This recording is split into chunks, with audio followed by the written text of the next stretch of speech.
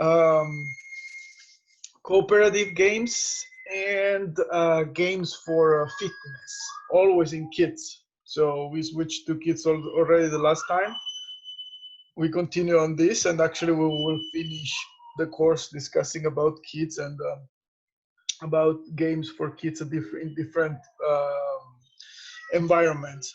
So as I say, today we focus a bit on comparative and fitness games. Um, then you will see all this information in when we go into the last part, really last part of our course. We go into the programs that exist, international programs that are actually carried out in schools or out of schools for kids to, through games, develop their health or develop some physically, etc. And you'll find basically most of the things that we discussed now in these programs, because all the programs that are now working, like programs that receive funds from organizations, etc., they are all focusing on either one or more of the things that we discuss here, because all the things that we discuss here anyways are directed to general health improvement in different populations and exercising through games that is worth something. Not much about learning sports, but more worth about growing properly, developing health or maintaining health, avoiding injuries or diseases, etc.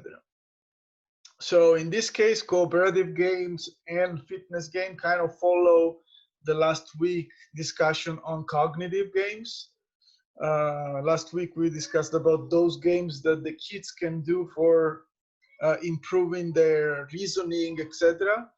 And there is a huge connection with the cooperative games, although also big differences. Obviously, that's why they separate them. Those games that we discussed last time can be done individually or can be done in groups. But the point is that they want kids to reflect over things, so to think about things, try to find a solution by themselves, etc.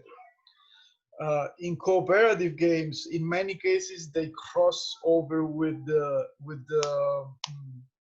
cognitive, but the main and most important thing is, first of all, never individually, because so all games are made in teams at least, because obviously they are cooperation games, so there you expect to cooperate with other people. And the other main point is that it's not about that much about the reasoning, even if the reasoning is stimulated, but it's more about how developing healthy relationships within the team during some games. So last time, if you remember, we were discussing about games, for instance, the game of the river, that you have to cross the river using the material that you have, etc. In that case, the students would do, or the kids would do it individually. They can do it in teams, but they can do it also individually. So each one is thinking about the solution that fits them. Another thing that that we discussed was, what was that? Always, oh yeah, the problem solving and guided discovery. If you remember, teaching some movement, some specific technique, for instance, but not by telling them exactly what to do. Rather, have them reasoning on how to find the best solution for them, and then giving them individualized suggestions, etc. In this case, the cooperation games are purely cooperation. So there must be teams, and there must be a set of rules that we establish for the cooperation to work in a healthy way. Here there is a very important point, because in many cases, when I discuss about cooperation games, people get confused and mix them up with other types of games. Do you think that all teams games are cooperation games, or what do you think? Should there be rules for making them really cooperation games, or any game that we develop that suppose that the kids are in teams works as a cooperation game? What do you think? Remember that cooperation games have the purpose of increasing the cooperation between the members of a team. So you want the kids to cooperate with each other in an exercise. So what do you think? Any team game works? And this class today is over because we already solved the question of the cooperation game, or are there rules? I know that you would love to say any game works and bye-bye, but what do you think, guys? Any idea? Any game that is in team that you don't think that works that much on cooperation?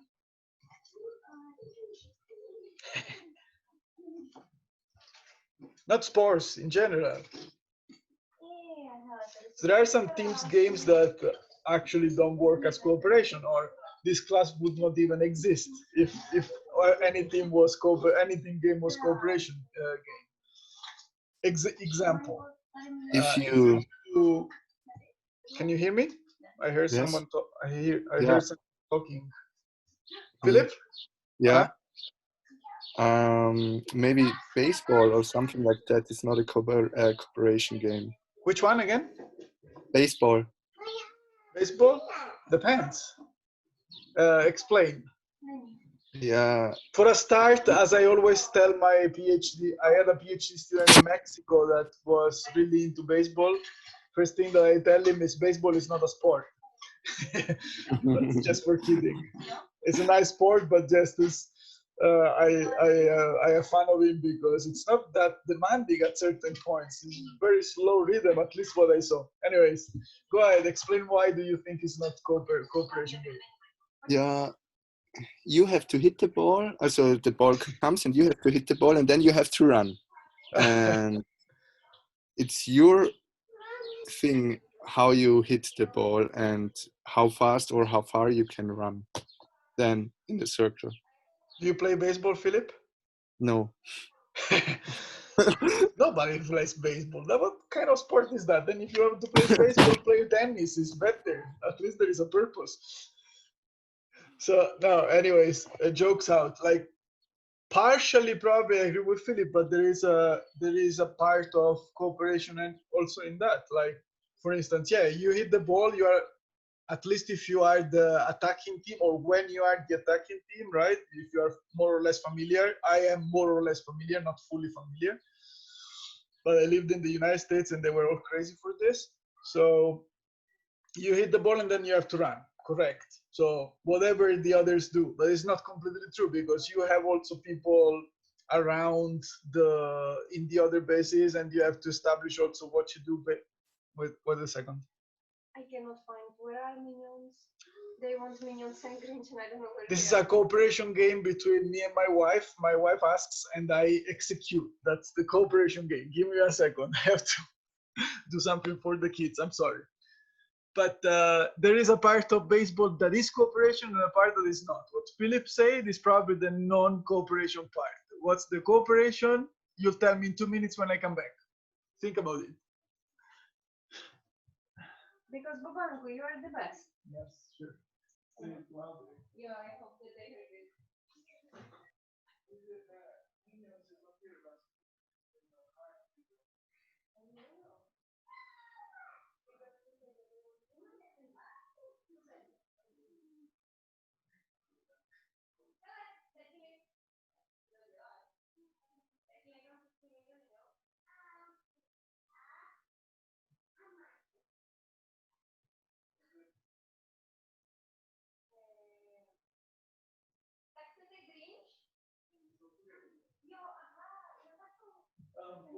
I didn't know.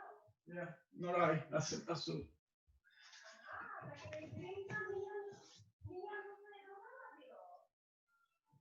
Sorry, my kids wanted to watch Minions and Grinch at the same time, which apparently is offered by Amazon Prime.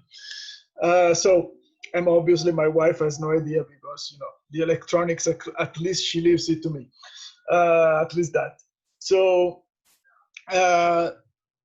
like there is a part of cooperation that is for sure. Have you checked, for instance, baseball, or have any idea which part is more cooperative? Definitely Philip's part. The part that Philip's explained is probably the less cooperation, because you only need to maybe check, as I was saying, where the others are running. If you have other team members in the other bases, you have to figure out a common strategy, but it's pretty very very, very basic in case. So it's a minimum cooperation. Where the cooperation might be higher in baseball, not high, but higher.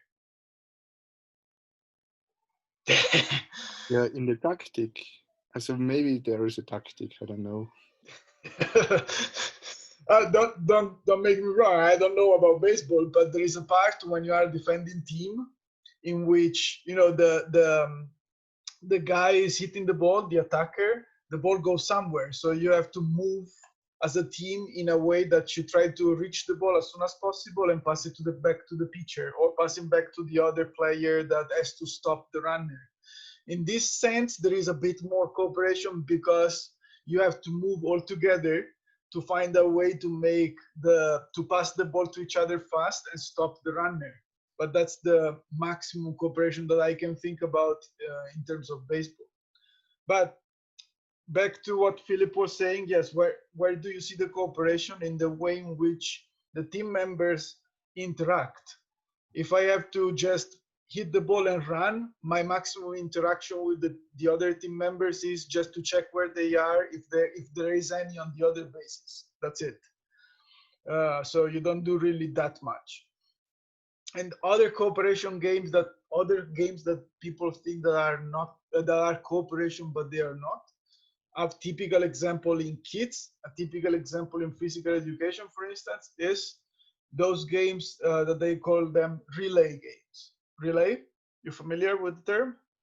You have teams, each team in line. Let's say there is a circuit with obstacles in front of you. I start running. I am the first in line for my team. I run. I do all the obstacles. I come back. High five to the second one in line. The second one in line starts running. Yeah, you familiar with that?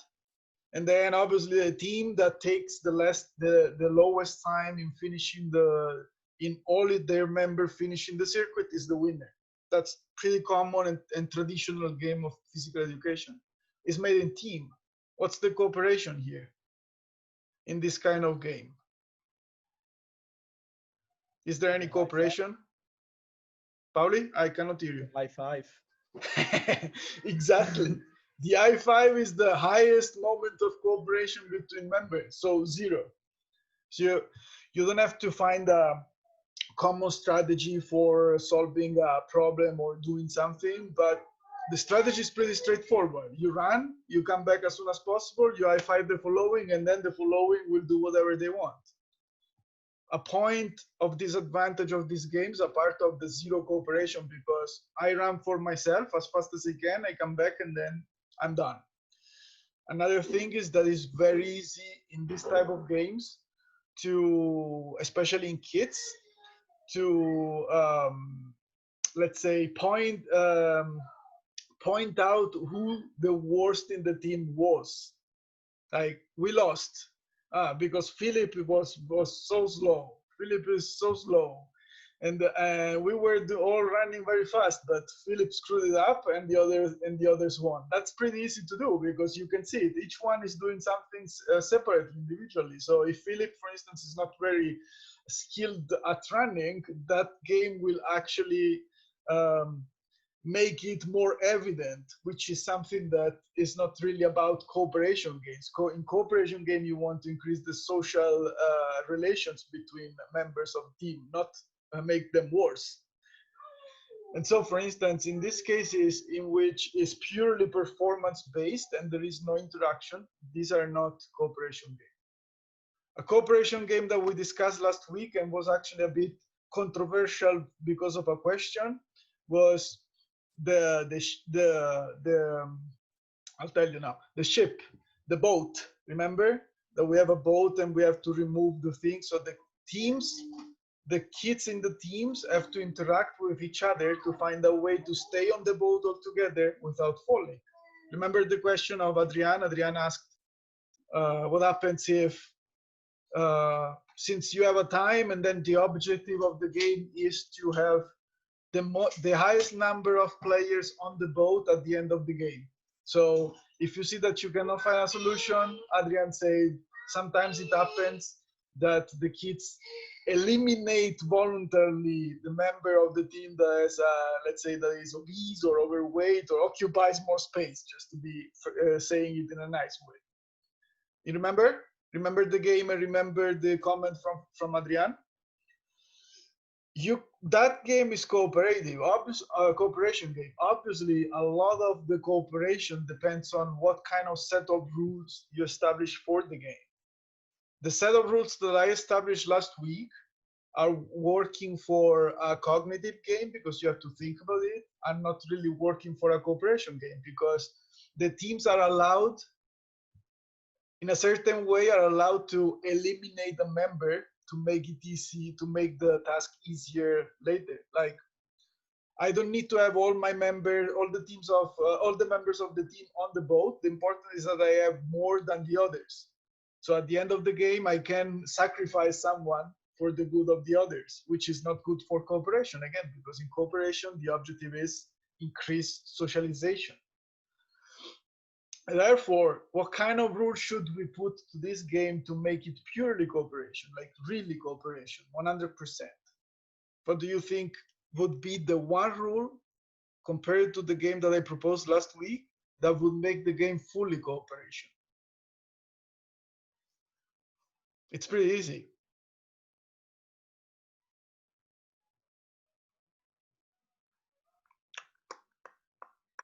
Time's running. The one rule that I would put to make it cooperation is there is you can't leave anyone out of the boat. So the game that, as I proposed, is you have to have the highest number of members on the boat at the end of the time. Instead of that, you have to, for a purely cooperation, you can't leave anyone behind. So the game is try to resist all together as much as you can as the boat shrinks. So find a way, figure out a way to keep everybody on the boat while the boat is shrinking, it's getting smaller because it's going down. And in this way, you can't, as a team, eliminate anybody, sacrifice anybody, because you lose. Winners are those who are able to keep everybody on the boat. And in that way, you stimulate the sort of cooperation. Okay, let's see. You might be a bit bigger, let's say, than the others, but you might be also even stronger than the others, precisely because you have a bigger mass. So what can you do with your strength? I can hold someone in my arms so it doesn't fall, he or she doesn't fall in the water. Good. So you are very small and thin. What can you do? I can be the one who's being taken by the biggest guy because the biggest guy is strong and I am light. So you have to you have the kids discussing with each other and figuring out what kind of, Phillips went to space, discussing which kind of strategy, common strategy for the team they can do for solving the problem and winning the game. That would be the one rule that also would help us solving the issue of eliminating the kids that are obese, because you can't if you want to win, obviously. So that would be a cooperation, purely cooperation, because everybody has to participate. Main point of the cooperation game, when you think about them, is everybody has to cooperate, participate based on their abilities and skills. In the relay game that I was explaining before, there is only one skill, running. Like, if you're slow, you're slow. If you're fast, you're fast. In a game like the boat that shrinks and goes down in the water, if you put the rule that nobody can be left behind, then the kids have to think what kind of abilities each one in the team has, and to use those abilities to solve the problem and win the game. It's like in soccer or any sport. Like, you are all together and say, okay, Gigi Buffon, what are you good at? kicking penalties or attacking and shooting at the goal. No, his feet are like irons. When he hits the ball, he doesn't know where it goes because it's terrible. So you put it as an attacker, and it would fail. What are you good at? Oh, I'm very fast and I'm good at stopping balls with my hands. So goalkeeper. You put your abilities as a goalkeeper at service of the team. You might be bad at other things, but you're good at this. So let's figure out a common strategy in which everybody with their own abilities can support the team. Does it make sense?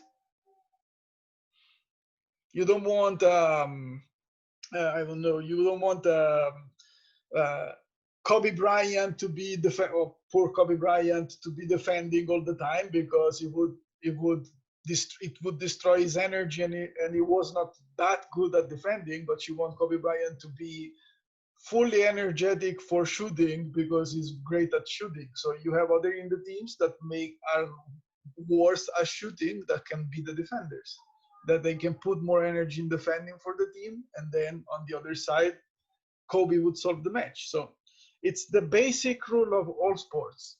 You put together a team in which each one with their own characteristics and ability can support it. So there is no space for, hi, you are terrible at kicking the ball. Well, I'm good. I'm the goalkeeper and I'm good at goalkeeping. So what's up?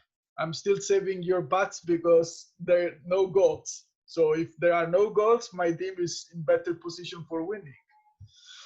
So this is the point of any game that is cooperative. Try to find the games that allow everybody to show their worthiness in different ways. The kids are very different. The example that I always do for the cooperation game is the dance fight. I guess we even talked about it in other circumstances. You make teams, and those teams separately prepare a dance, and then there is the dance fight. Like they show their dance to the others and see who has the better choreography. A dance fight is a good example of cooperation because you have the kids work together, each one with their own abilities, trying to find out a proper choreography. In my case, for instance, I'm a terrible dancer. I don't have any sense of rhythm, any sense of dancing or moving my body except for hitting the ball in tennis. The rest, forget. So I would go with my team and, okay, we have to do a choreography. What are you good at? Me. Well, maybe I'm good at doing the Robo Kid. That's the only thing I can do when I dance. The Robo Kid is kind of decent. I do a decent stuff. Now, don't ask me to do salsa or merengue because it would be terrible. But Robo Kid, I'm good. So, okay, let's do a choreography in which Armando does the Robo Kid. And so let's figure out the choreography in which the Robo Kid makes sense. And then what does Aaron do well in dancing? Aaron is a great, I don't know, Macarena dancer. Okay, let's make some movement Macarena style together with the Robo Kid. And kids are thinking and trying to figure out what they can get from each one in the team to solve the game and to win the game. Does it make sense, guys?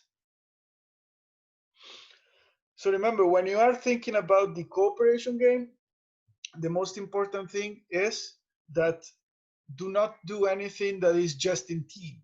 The rules of the game and everything must be made in a way that each one in the team put at service of the others their abilities to contribute to the general to the game and to try to win the game as a team. So nobody is excluded. Nobody can say, hey, you were terrible at, because each one is putting their skills and abilities. One of the things that we might discuss also later, but is very good at this, is a program that is called sport education. Have you ever heard sport education? The sport education model is applied in school and out of school. So the sport education model is basically a program that was created several years ago, and it's based on sports, trying to avoid the main problem of sports. The main problem of sports that we were discussing it a few weeks ago is that, or maybe last week, is that you wanna have a team where the team is performing great. Within the team, you have a cooperation, but will always have someone that is excluded because you can't have everybody in the team if you play soccer, for instance. There are 11 spots. Once you fill those 11 spots with the best, then the others are out. So it becomes non-cooperative in this sense. And this sport education model is pretty cool because it allows like making it short, because then we will discuss it better later. I will send you documents on that, etc. Each team is formed by different members, but each member can support the team, so winning points for the teams in different ways. So it's like a normal league, but you don't only win the matches, you can also win points by being a great coach. So you can do the coach of the team, and based on how good you do as a coach, you give good feedback, you support your team, your athletes, etc. You get points. I'm not sure if we discussed it already, but anyways, I think that I mentioned something about it. So at the end of the day, you have points as a team, not only because of having good players that win the matches, but also because you have a good coach. Maybe it's not great at, let's say, soccer, if soccer is the game that you're playing, but it's very good at understanding soccer tactics, giving suggestions, etc., and gains points. Then you have others that do other stuff in the team, like a normal team has many roles. So you're not ever, kids are not excluded. And many times when I applied this model, the final victory of the whole league was not for the team who won the most matches, but was for the team who had the best fair play or best coach, because they were able to gather more points than winning match would do.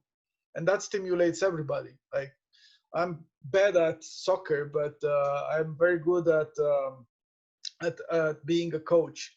I can select the player, I can give them good advice, etc.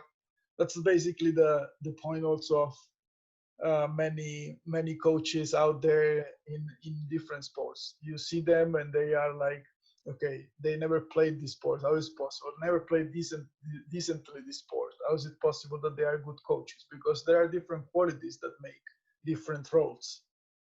So you want to stimulate everybody based on their abilities. And then in the end, you have rewards. Even if you are not as good as others in soccer, for instance, you get rewards because you were good at fair play, at refereeing, at knowing the rules, etc. It's pretty good. And I will send you documents once we talk about in-school programs. But this is a good example of a sport-based cooperation that stimulates cooperation. Questions on that, guys? Is that clear? The difference, yeah. So this is about cooperation. And then another part that we discussed today is fitness, the fitness games. For me, it's particularly important that I work in health and at different ages.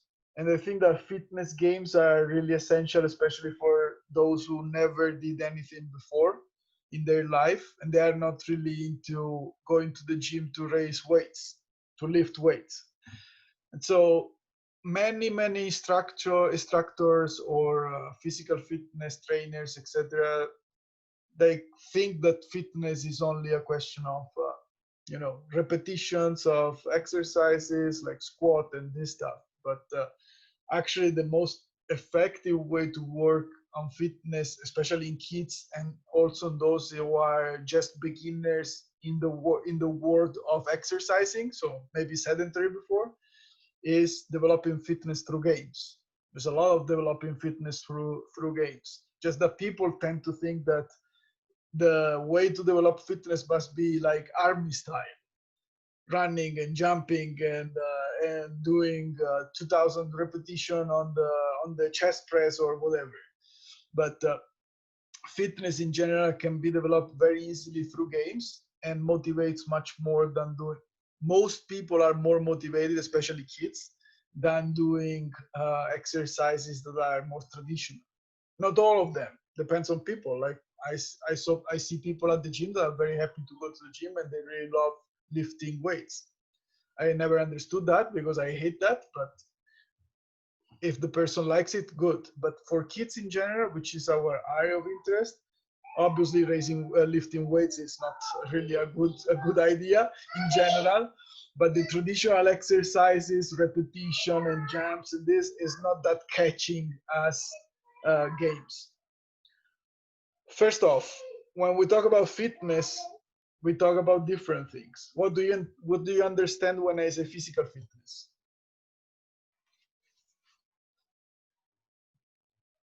What do I talk about? What am I talking about when I discuss physical fitness? What is fitness? What is physical fitness? What are the components of physical fitness? To say that you're fit, what do you need? Strength, coordination, speed, acceleration, endurance. What are you reading? Yeah, And like when we talk about fitness, usually physical fitness is meant like we mean precisely what some of the things that Aaron said and more. Like for instance, cardiorespiratory fitness, strength of Aaron said, endurance, flexibility, speed, agility, coordination, balance, a lot of stuff. You know, guys, the difference between endurance and muscular endurance and cardiorespiratory fitness, right? Go ahead, Aaron, continue, please. I saw you nodding like yes, please. so the difference between strength and cardiovascular endurance, right? No, cardiovascular fitness and Yes. endurance and muscular endurance. Maybe it's a question of terminology. Also Okay, English, you know. Yes. So yeah, strength is a different part of condition. Uh-huh. Don't It's worry, a I know different that. part of. No, I don't know. No, don't worry. It's also that we're using English and sometimes it's not that easy also because the terminology of Americans is different. But anyways, because I ask because people tend to confuse also endurance and cardiorespiratory fitness because they seem to be the same, but they are similar, but they are not the same in a main difference. Cardiorespiratory fitness is basically the ability of our whole body to maintain an exercise for an extended period. So it depends on our cardiorespiratory systems and the ability to get oxygen and use that oxygen for a general effort from the whole body. So low intensity, long period, the whole body. For instance, running, walking. All our body is interested when we do that. All our body is working out in that moment. So it's a cardiorespiratory fitness. The difference with endurance, muscular endurance is the same concept as cardio, like prolonged exercise over the time, like for a long time, but specific for each muscle. So it's not the whole body effort, but it's a specific muscle. So you have one cardiorespiratory fitness, but you may have an endurance per each different muscle that you have in your body. You have a certain endurance for your legs, your quadriceps. You can have endurance for your biceps and so on, because it depends on specific each muscle ability to carry out an exercise for an extended period.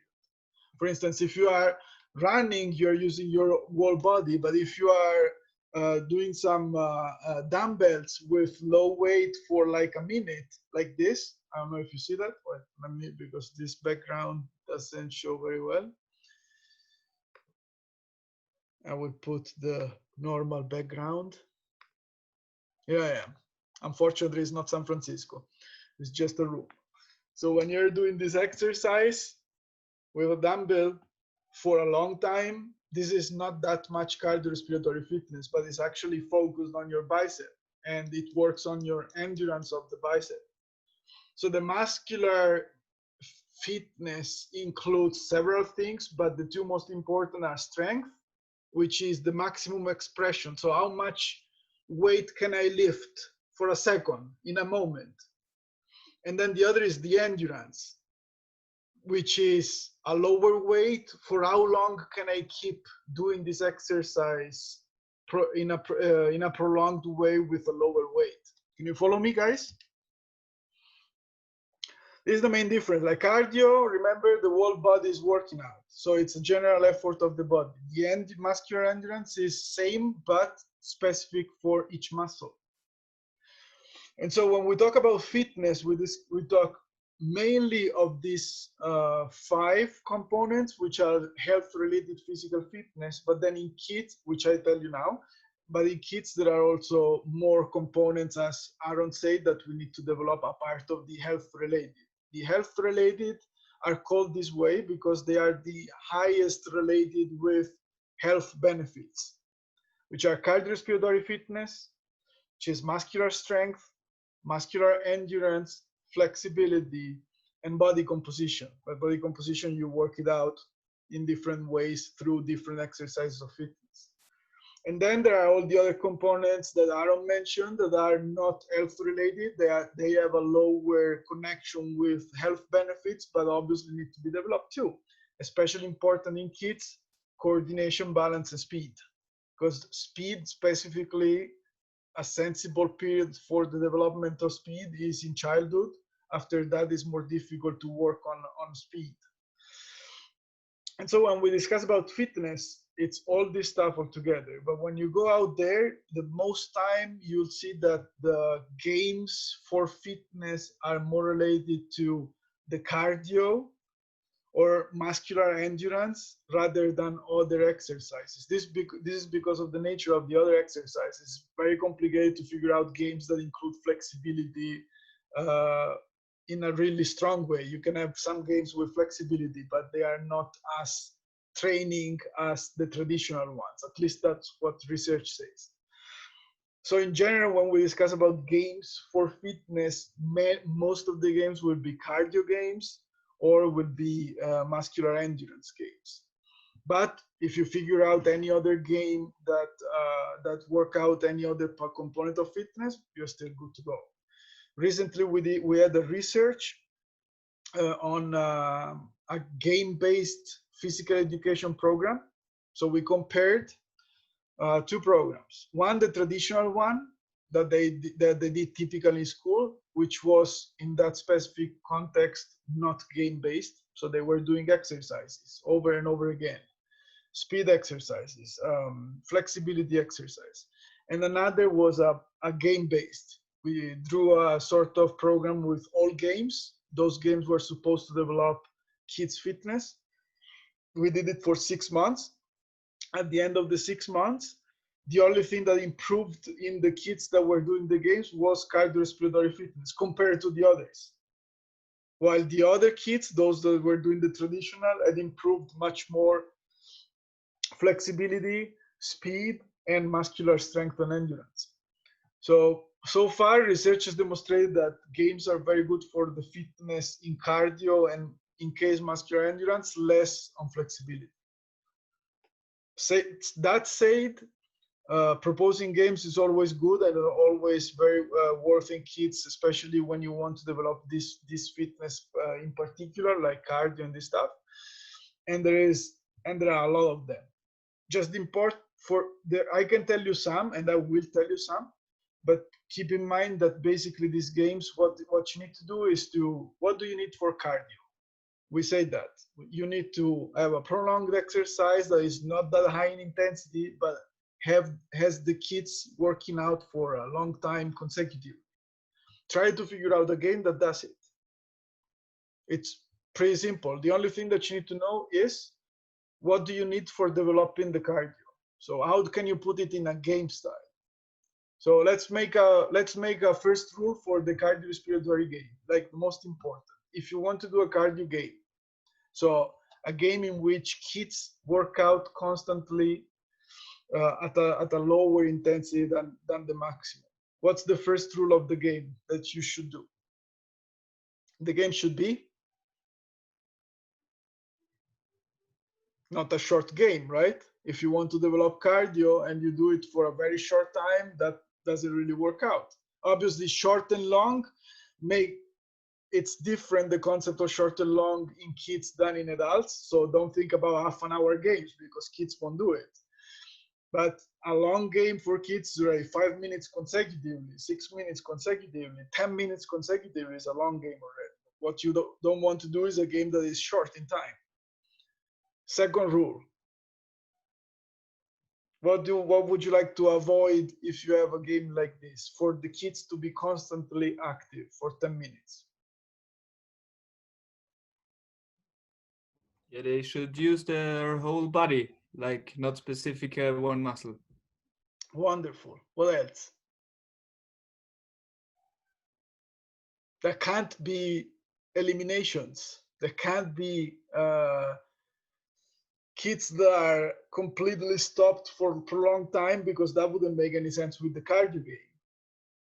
Cardio, kids are working out for a prolonged time. If you have kids that stop doing anything, that doesn't make much sense. So what you need for these games is to keep not like always, but at least that the kids keep moving regularly during the whole time of the exercise. A couple of games that work for that are the kickball. Don't remember if we did it in practice. Also the aero pulling, I think that we did it in practice. Or I'm not sure. We did only 2 practices, so it's a long time ago, and I'm 40, so I forget things very easily. But games in which, for instance, there are the aero bowling. Not sure if we saw it, but in practice. But basically, you have we did it. We have teams. One is at the bottom, one is in the middle, one is behind the pins of the bowling, and then the person that is in the middle has to throw the ball, and then everybody's running around the bowling play. Do you remember that or not? Because I'm pretty confident we saw it in practice. It was killing, actually. I remember that you were all tired. Tell me that you remember it too, because if not, I think I should go to visit a doctor for my memory. Yes, we did it. Yeah, right. So that Yeah. if you remember the thing, you were always and constantly in movement. We did also another one, I think. We do the one that it was in which there were counts up and counts downs, and you had to pull them down or put them up. That's another wonderful cardio game. It's a game. There is a purpose. You are in teams. Your purpose is to win the game by putting all the counts up or all the counts down, and you have to run constantly. It's not that you can stop. There is no elimination, nothing like this. So these are the typical games that, for instance, that are done for cardio. Muscular strength or muscular endurance.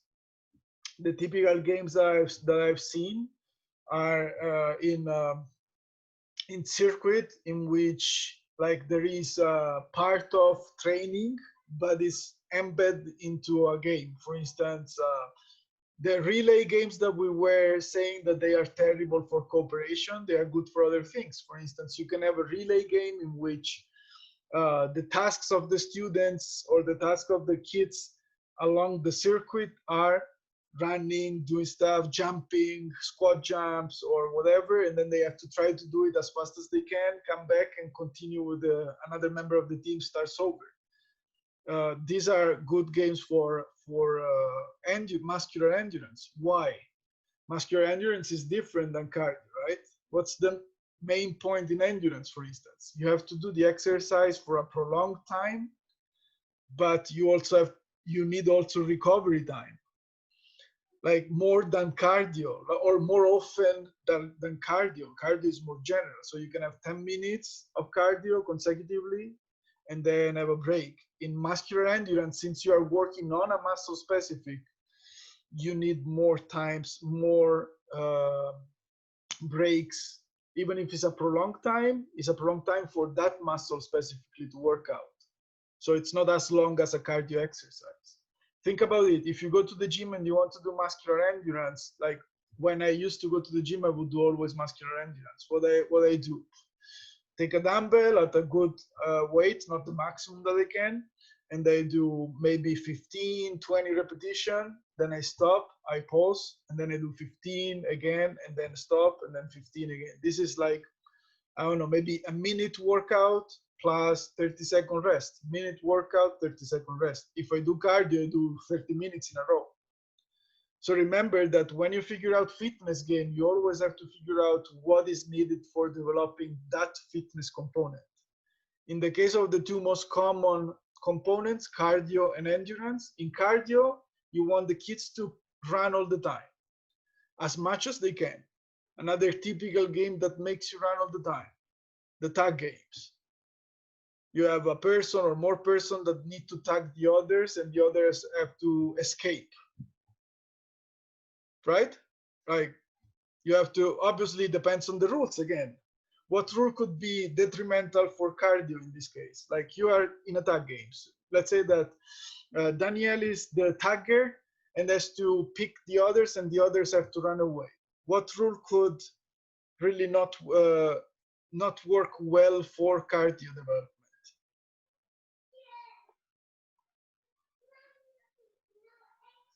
If he tag one and then he's out, that's no. Correct, precisely.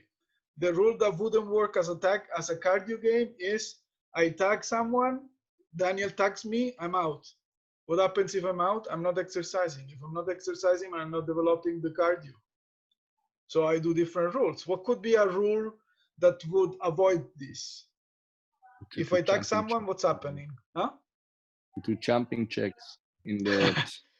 For instance, you establish an exercise that the kid has to do for a certain short period, like 10 jumping jacks or whatever, and then they are back into the game.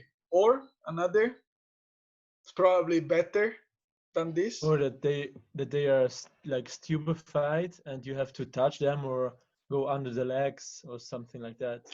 Yes, but in this case, the kid who's tagged would have to stop and wait for someone to do that, right? Ah, yeah, okay. If you want to keep them moving. Like with a ball to pass 5 times without tagging.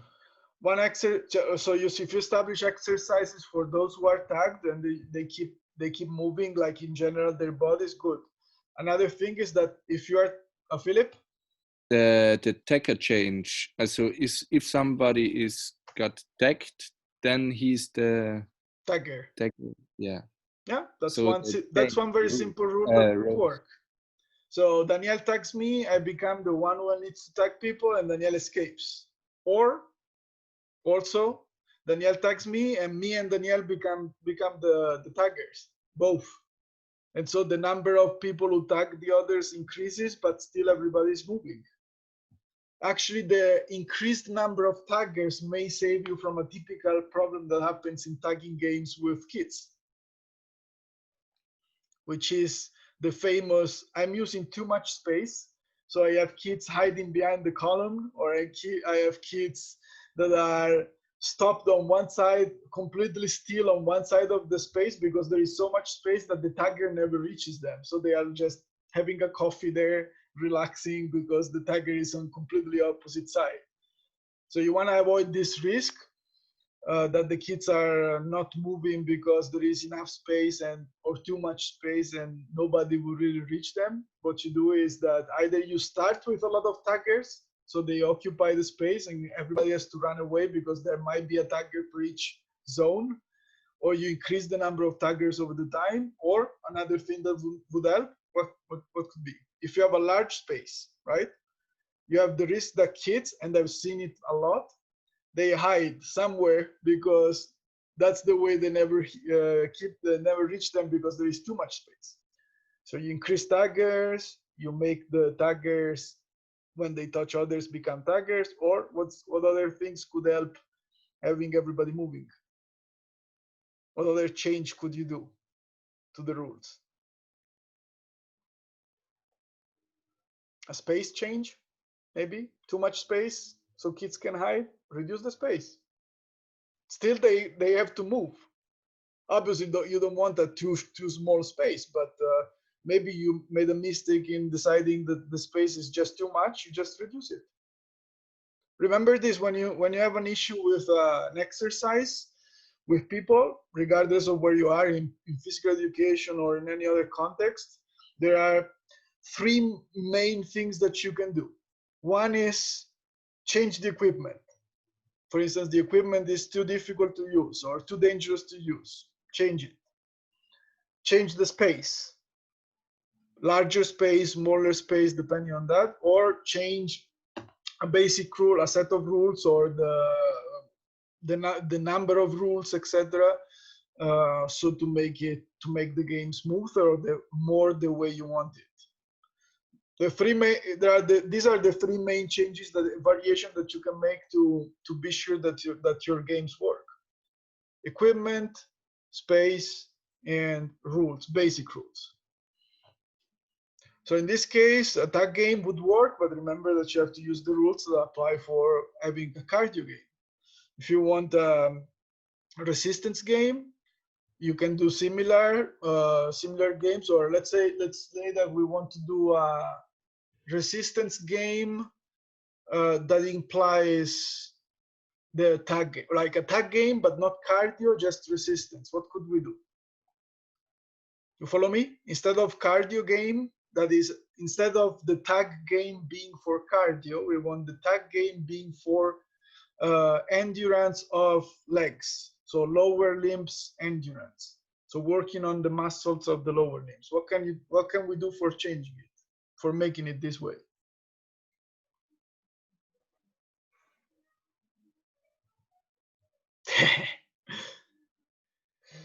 For instance, instead of running, the taggers may do squat jumps.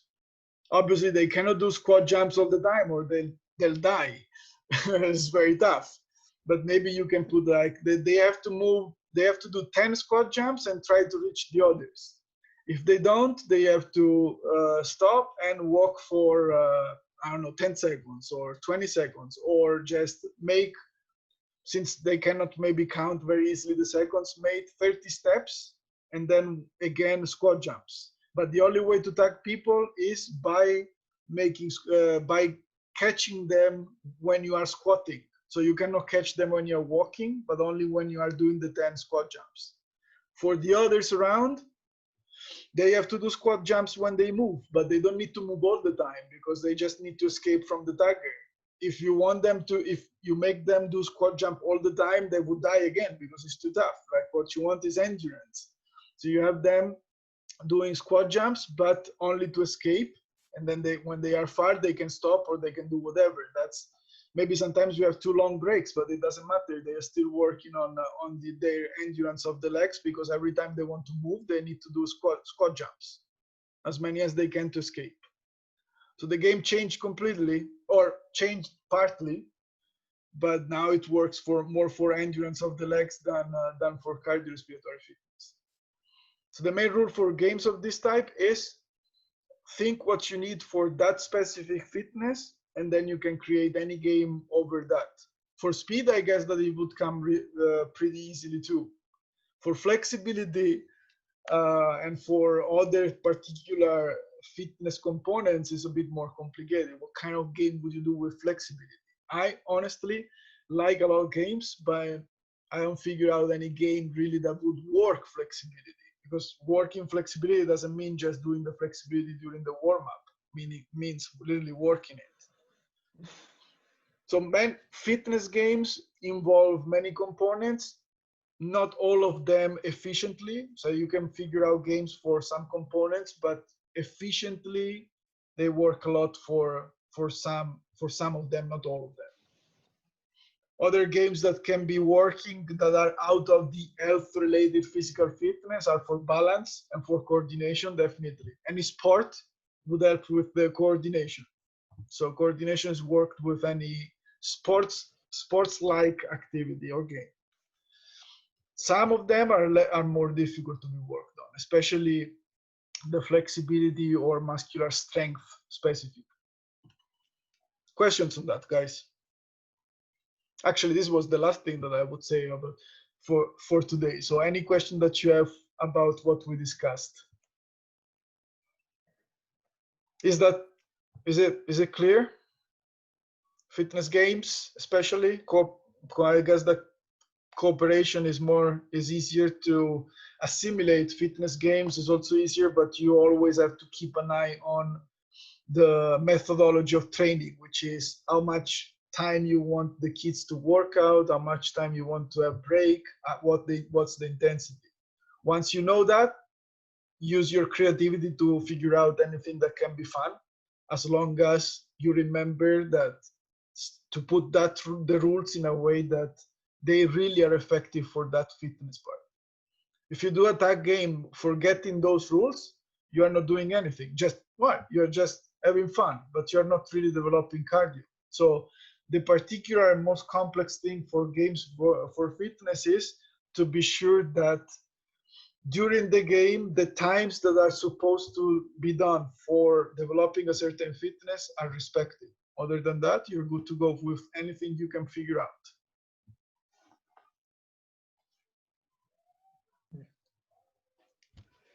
Like the ancient Romans.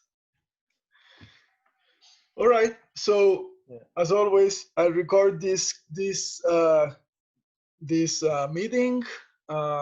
If you have any question later on, as always, you can write me.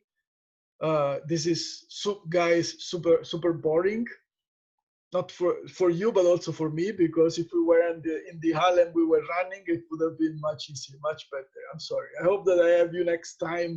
I hope that I meet you again in some other class next semesters, and we can have more fun in practice. Anyways, or I can fail you all. So next semester you have to do Bewegungsspiele again and meet me again. I see some thumbs up. Anyways, so the next week we will continue with that, or with other kids activities and kids games. Next week I think we will discuss. I don't remember. I'll let you know, but it should be in school programs for game programs for kids. So I'll show you some of those, like sport education, other kind of programs that are funded, receive money for being done, and are very famous around the world, that work for developing physical fitness or any other thing in kids through games. All right? And I'll see you next week. Thank you guys for coming. Thank Enjoy you. space, Bye. Philip. Thank Bye, you. guys. Bye. Thank you.